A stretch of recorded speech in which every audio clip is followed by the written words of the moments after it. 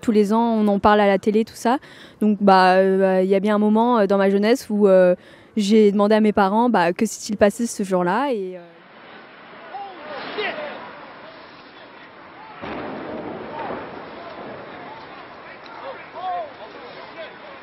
Un Boeing vient de percuter le World Trade Center.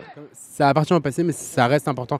Enfin, c'est quelque chose qui a quand même des répercussions sur le présent. Il y a eu des prises de décisions politiques qui ont vraiment changé le monde à ce moment-là. Donc oui, c'est vraiment important et ça a vraiment changé une époque.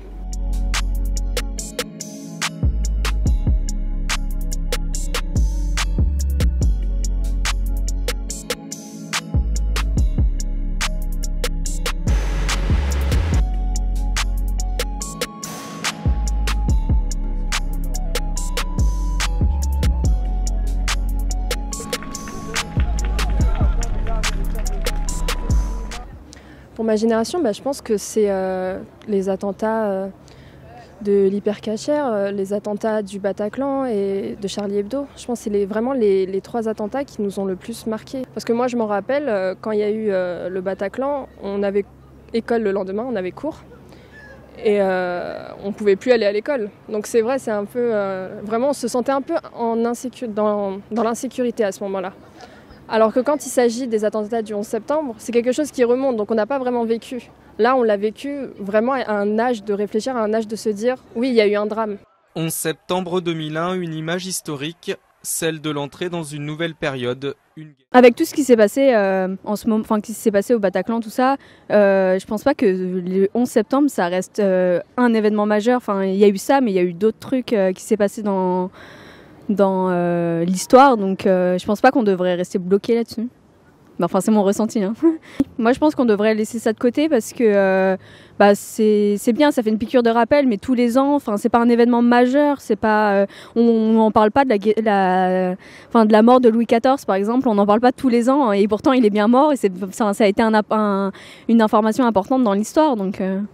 Ça appartient au passé, mais ça reste important. Enfin, c'est quelque chose qui a quand même des répercussions sur le présent. Et c'est un des plus gros attentats qui a été médiatisé et qui a été vachement relayé dans les médias, etc. Donc ça, je pense, a eu un impact énorme sur cette époque et toujours sur notre époque avec l'instabilité au Moyen-Orient, etc. Ça découle un peu de tout ce qui s'est passé après en Irak, en Afghanistan, la présence américaine là-bas. Le Parti socialiste n'est pas favorable à une loi de circonstance. Dans cette affaire, on est confronté à une forme de dérive d'un certain islam. Les attentats ont été revendiqués par Al-Qaïda. Du coup, c'est un groupe qui se revendique musulman, mais je pense que du coup, ça a lancé une sorte de vague, pas lancé. Je ne vais pas dire que l'islamophobie n'existait pas avant, mais je pense que ça l'a rendu plus visible et ça l'a, entre guillemets, justifié aux yeux de certains.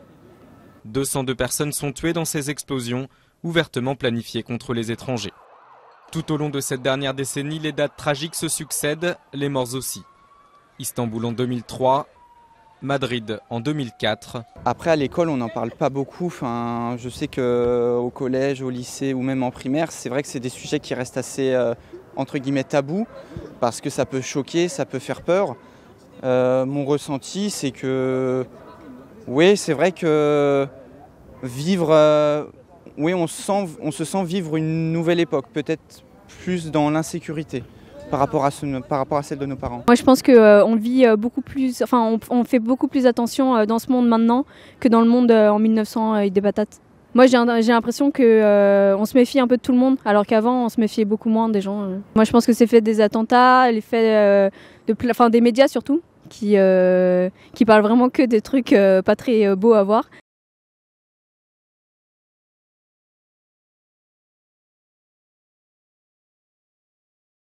Les années 2000, c'est un peu les années des théories du complot, les Illuminati, etc.